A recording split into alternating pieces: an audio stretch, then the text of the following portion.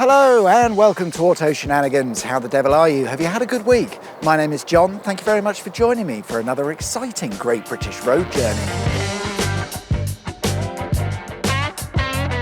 Welcome back to Westmorland. In the last episode, it rained, and as established, Westmorland doesn't really exist anymore as a county, but it did in the old days, so that's good enough for me.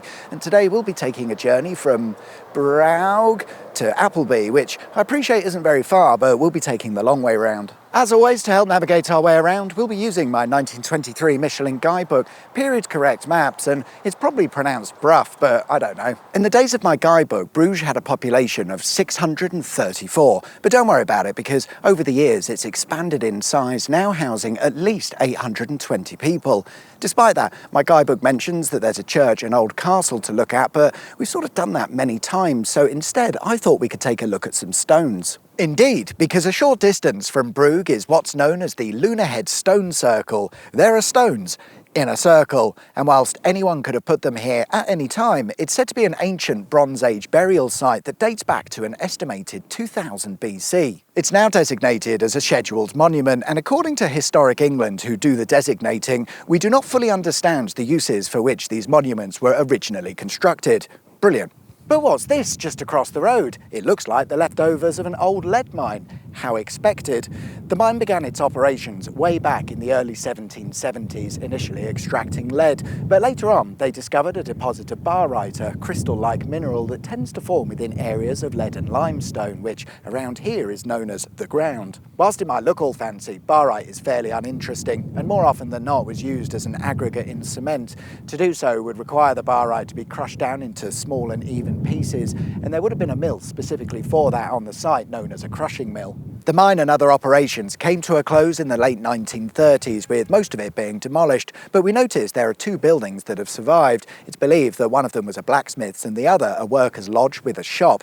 Their survival is almost certainly down to them now being Grade 2 listed structures, although I'm not sure why. It's an old mine, who cares? It's time to make our way out of Brough now, and to do that we first need to head back into Bruges. The mine was in the wrong direction and I didn't think it through. We'll be picking up the A685, which has actually been replaced, meaning we can't follow the period correct route which used to go this way, but a bit further along is an interesting situation where we can follow the old road. I'm not sure if we're supposed to, but as the A685 reaches the River Bellar, we can see that it's had a corner removed and the road smoothed out, leaving a section of the old road in place, and that piece of old road is still connected, so you can drive along it if you wish.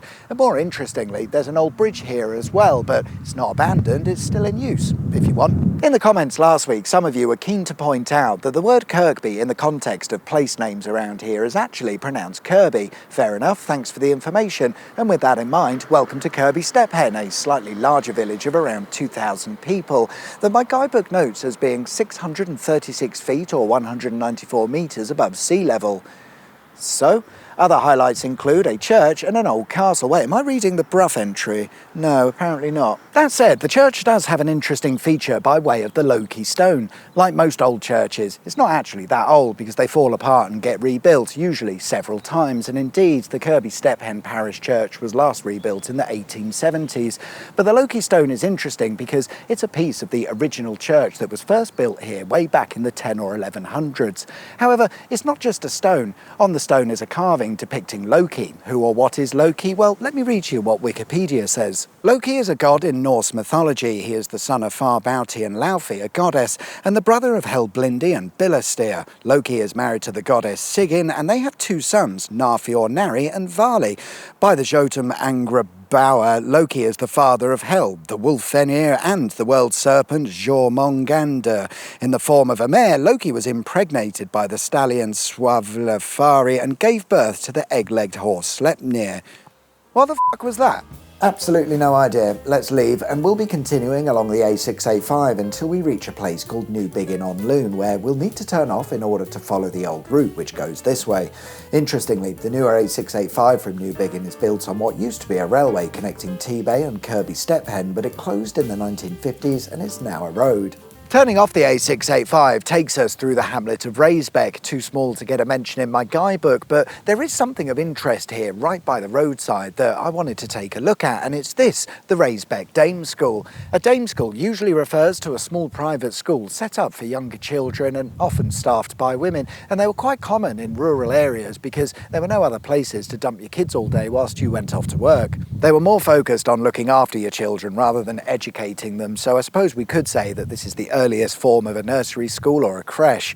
The building that we see today was restored in the 1970s, but it originates from 1780 and it was used up until the late 1800s. Some more architecture next with what I'm calling Drug Mansion. I'm in the small village of Maulds Meaburn where you'll find Drug Mansion, which is actually known as Flass House. It's a Grade 2 listed mansion that was built in the 19th century for Lancelot and Wilkinson Dent, owners of Dent & Co, who at the time were one of the world's most wealthiest merchant firms, and they made their money through many things, but mostly the import and export of the finest opium. Nice. Fast forward some years, and in 2012, with the mansion under new ownership, the police raided the property following suspicions raised by local residents who reported the sound of generators running all day and all night. They discovered a herbal plant growing operation that had been set up by a criminal gang that had been going on for the best part of a year, and they'd produced over 63 kilograms of herbal plants. So of course arrests were made and people went to prison.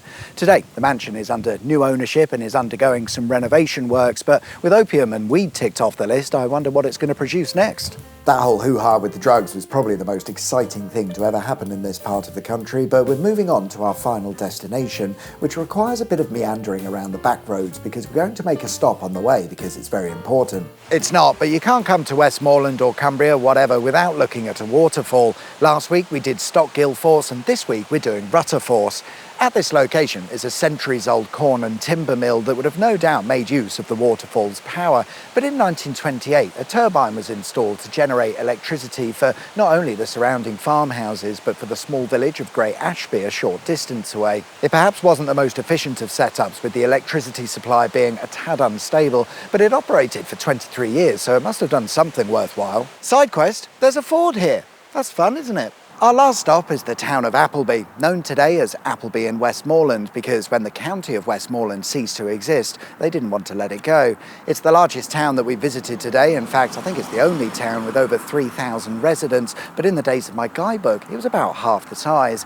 My guidebook says that there's a church and an old castle, and the town is also known for horses and pikeys. An interesting feature or features are the two columns known as High Cross and Low Cross. These come from the days when Appleby was a busy market town where produce from the local area would be sold. The columns mark the market boundaries, and at the High Cross end would have been a market for cheese, and at the Low Cross end a market for butter, and somewhere in the middle cattle would have been sold. In the old days it was common to bait the bulls or cows with dogs before slaughtering them. This apparently tenderised the meat, but this practice would come to an end after a bull broke free and stampeded through the town, causing all sorts of damage. Yeah, sort of fair enough, I suppose. Coming up next, hydrated calcium sulfate, otherwise known as gypsum, a mineral used to make plasterboard. Since there's nothing going on in Appleby, I thought we'd take a look at the Kirby Thore gypsum works, which is the end result of over 200 years of gypsum mining and quarrying in the area, and it's still going on today, although you can't really see it. Not all of it anyway. This is a conveyor belt which feeds the works with the raw materials that it needs, but if you follow it along, it vanishes without a trace, and that's because it heads underground, 300 metres underground, to what's called the Burke's Head Drift Mine, where for over 50 years they've been extracting gypsum. There's a network of tunnels large enough to fit modern mining equipment which will scrape out the gypsum and load it onto the conveyor belts, some of which are 1 kilometre long, which is amazing, but more amazing, that means that the belts are actually 2 kilometres long because they have to loop back on themselves.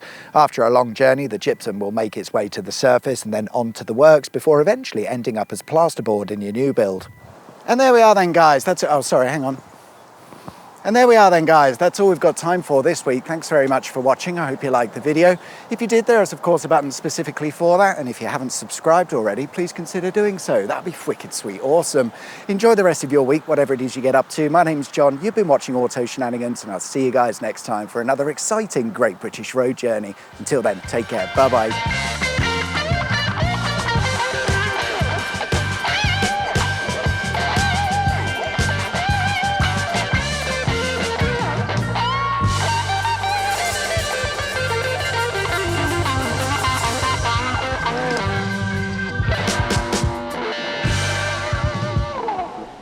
Bye.